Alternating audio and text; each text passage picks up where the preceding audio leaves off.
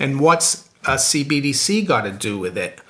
Well, with CBDC, it wouldn't be your property because they could stop you using it. They can like control what you use it for.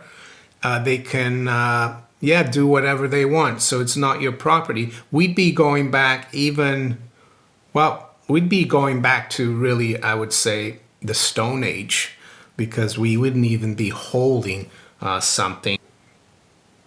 Hello everyone, today's Thursday, January 18th, 2024. And yes, we're going to look at CBDCs today, but also we're going to look at the topic of who owns the physical money in the realm or in the country that you live. If it's not a monarchy, you might not want to call it realm. And I think it's a really interesting topic, and we're going to look back at history, of course. And my conclusion will come later, so stay tuned. So we're going to start with the topic of who owns the money, and then we're going to look at an interesting individual from the late Middle Ages and what he says about money. And we're going to start actually with a book I've recommended before. It's a book actually published by the German central bank, the Bundesbank. And it was in response to the campaign in Germany for the Bundesbank to repatriate Germany's gold. And they did repatriate quite a lot of gold from the New York Fed, from the Bank of England. It took quite a few years. That's a different topic. And once the gold was repatriated, they started a campaign to try to be more transparent about their gold. And they published this book, which I highly recommend, Germany's Gold. I've spoken about it before. It's a great book. It's got beautiful pictures about all the gold that they have at the Bundesbank, things like this. But I want to talk about what the Bundesbank in this book, mention about gold and how the earliest gold coins came about, and how Aristotle actually was the first individual to describe what money really was, and his definition hasn't really changed. It's still pretty much the same today. So we're going to go to page 30 and go through this. And they mention as well this late Middle Age individual from France who did a lot of writing about the topic, and we're going to look at him today as well. So the gold of Alexander the Great, an early monetary theory.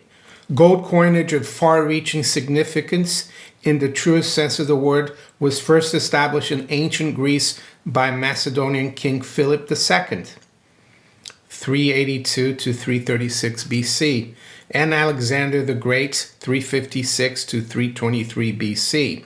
This was made possible through Philip's conquest of the Pangæan Hills in northern Greece, which contained extraordinarily large deposits of gold. After Alexander had subdued the Persian Empire, the Macedonians also had the riches of the Persian king at their disposal. This allowed Alexander the Great to mint vast amounts of gold and silver coins in his ancient empire, whose currency area spanned from the Mediterranean to modern-day Afghanistan. The wide circulation of coinage was accompanied by the emergence of the first systematic monetary theory that is still known to this day. This theory was originally devised by Aristotle, 384 to 322 BC, who had been summoned by Philip II to the Macedonian royal court at Pella to tutor his son, Alexander. As can be seen below, Aristotle's understanding of money is reflected in the inscription and on the gold and silver coins of Philip II and Alexander the Great. I'm going to stop right here. I'm just going to show you. I have a tetradrachma from that period, from Alexander the Great of Macedonia. So there you go. It's not a gold one, it's a silver one. So there you go. And I'm going to talk a little bit more about this in a minute. I just wanted to show you this. So Aristotle discussed the importance of money to society in great depth in his work, the Nicomachean Ethics. I'm not sure if I pronounced that right. He starts from the premise that in the interchange of services, justice in the form of reciprocity is the bond that maintains association. Men must return good for good, failing which no exchange takes place, and it is exchange that binds them together. However, comparing different goods and services poses a problem. It is at this point in Aristotle's thinking that money comes into play, which enables the value of goods and services to be compared. This is what he says here, Aristotle. It is to meet this requirement that men have introduced money. Money constitutes, in a manner, a middleman, for it is a measure of all things, and so of their superior or inferior value, that is to say, how many shoes are equivalent to a house or to a given quantity of food. For without this reciprocal proportion, there can be no exchange and no association. Furthermore, Aristotle described additional conditions for money to be able to function. So here are the conditions. Money should serve as a guarantee for future exchange, assuming nothing needs to be purchased at the moment, and should be available with a need when a need arises later. To this end, the value of money must be stable, even if it can be liable to the same fluctuation of demand as other commodities. Finally, the proper thing is for all commodities to have their prices fixed, which is to say, possess a value that can be measured in terms of money. This must be the case, he writes, to ensure that exchange and consequently association shall always be possible, for neither would there have been association if there were not exchange, nor exchange if there were not equality, nor equality if there were not commensurability. As early as the 4th century BC, Aristotle had thus described the three functions of money that still hold true today. So, first, money is a medium of exchange and payment. Second, a store of value. And third, a unit of account.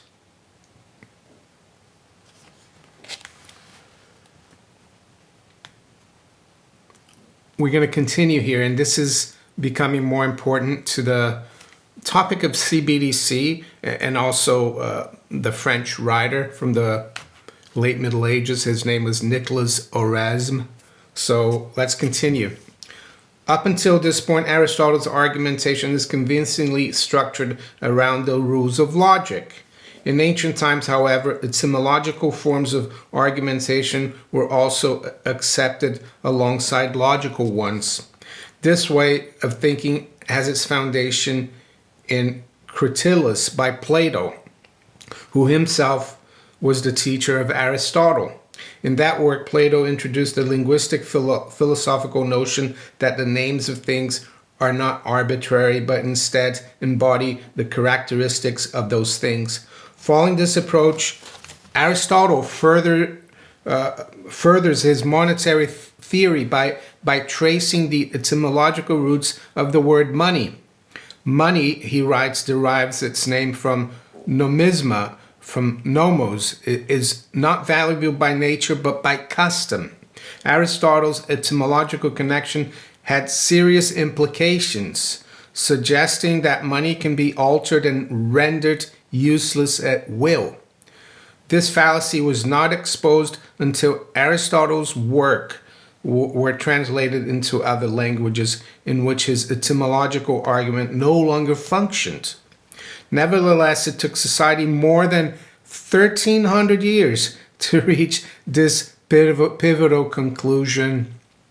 So you can see how important this topic of CBDC is. I think we'd be going back to the Middle Ages if CBDCs are to be adopted. But anyway, let's continue.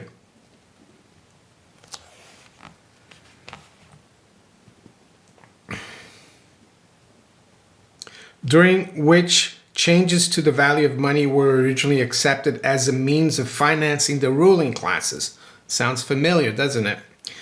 Nicole Oresme, 1320 to 1382, advisor to King John II of France and later Bishop of Lisieux, likely authored his Tractatus de Mutatione Monetarum, or Treatise on the Alterations of Money, in 1358. Some call it De Moneta as well, this treatise.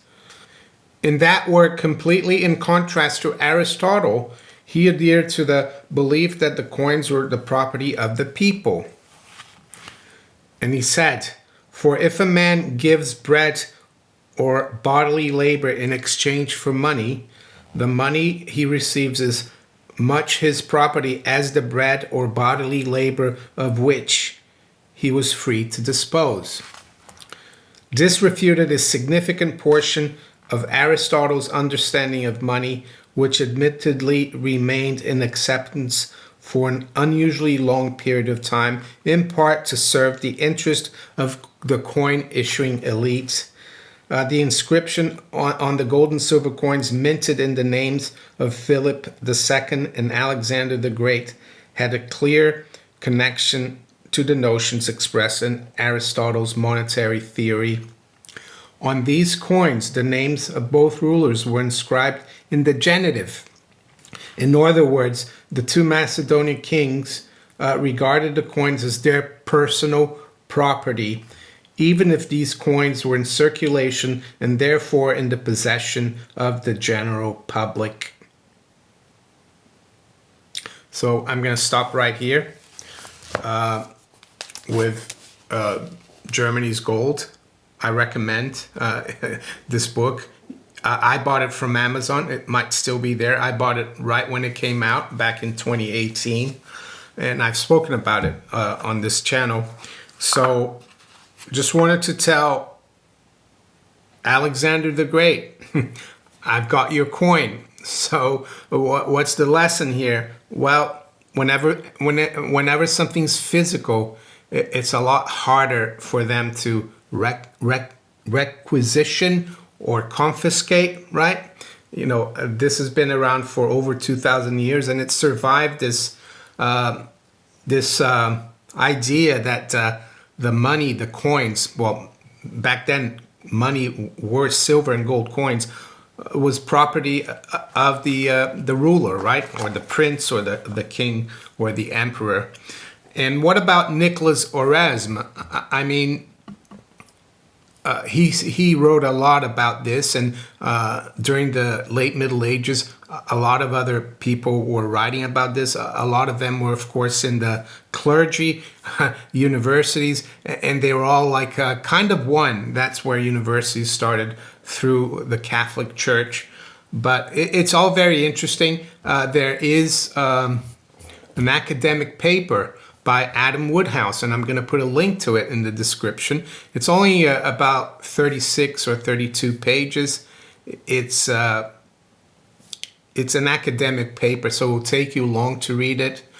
And it's entitled "Who Owns the Money, Currency, Property, and Popular Sovereignty in Nicole Oresme's De Moneta." That's the treatise that the Bundesbank mentioned there. They have a different name for it. But I've gone through this, and what Nicole Oresme wrote about was quite revolutionary for the period. And this was the period in the 1300s that was quite, there's a lot going on. We had the 100 Years' War. We had the Black Plague. The French kings were inflating the currency a lot. How did they do that? Well, they debased the currency. They took out the silver and the gold and kept the same face value. And that was accepted. And that's one of the reasons Oresme wrote about this. His thought and his philosophy was that, yes, the prince or the king or the monarch has the duty to issue the coins. And why is that? Well, because they're more credible, that everyone knows who the king is or the prince. So it gives the coins credibility. But at the same time, he says it's a duty, it's not a power. And the other thing he says in terms of debasing the currency, he says that in times of emergency, usually wars, if the public agrees, and this is the concept of representation, he says the public should be in charge of monetary policy, and if the king or the prince or the emperor does things without consulting the general public, he becomes a tyrant. So he does agree that there is a place for monetary policy, i.e., debasing or inflating the currency in terms of an emergency, because it helps the common good to defend, let's say, against another prince in a war. But he says that if the prince or the state decides to debase the currency without consulting the public, he becomes a tyrant. And that's an interesting concept, because France at that time had a lot of inflation, and he was trying to put that through. And it's been ever since then that things have been a lot more fair, I would say. And in for the topic of property, whether the prince or the king or the emperor own the coins, he said definitely not. They only have the duty to mint it or issue it. And that, for example, if you produce a good, like the Bundesbank book said about bread, and you exchange it for a coin or for money, that money becomes yours, because the good that you produce was your property. So that's what he talks about, and I think that answers that question of whether coins of the realm today, like in the UK, or coins in the US, are really property of the state. They're not according to the legal principles of money that we've had for almost 700 years, since Nicole Oresme wrote his treatise, and that's been followed by major Western, that's been followed by the Western countries. Yes, there's been a lot of debate, but I can safely say if the German central bank is saying this about money, that's how they see it. And what's a CBDC got to do with it? Well, with CBDC, it wouldn't be your property, because they could stop you using it. They can control what you use it for. They can do whatever they want. So it's not your property. We'd be going back to really, I would say, the Stone Age, because we wouldn't even be holding something. And I know that prior to the late Middle Ages, money was considered the property of the prince or the king or the emperor. But as I said, this coin, that's come through over 2,000 years, and it's my property now. So what's the antidote to CBDC? Well, I think in the short term. And why short term? Well, because the current money and coins that we use, they're like paper money or banknotes or dollar bills. These are pound notes or copper nickel token coins. Yes, they are your property. Yes, they can take it away from you, but it's very, very difficult. And The only problem with this, and why I said in the short term, is that they're inflating this, so they're going to become worth a lot less in a year or 2 or 3 years. So the real antidote in the long term, and many of you already know this, is only physical silver and physical gold, of course. So there you go. I hope I answered both questions. I don't think legally they can requisition your coins and notes, or even in the UK, sovereigns, their coins is the realm, because they are your property, and this has been like so for 700 years. But with CBDC, that would all be abolished. So we're going to stop right here. I don't want to drag on for too long, but I would say that for the markets, I would keep an eye on bond yields. I think they're creating problems right now, not just for the stock market, but for governments around the world. And yeah, let's see what happens. And with that, I'm going to wish you all a very good day. Take care. Bye.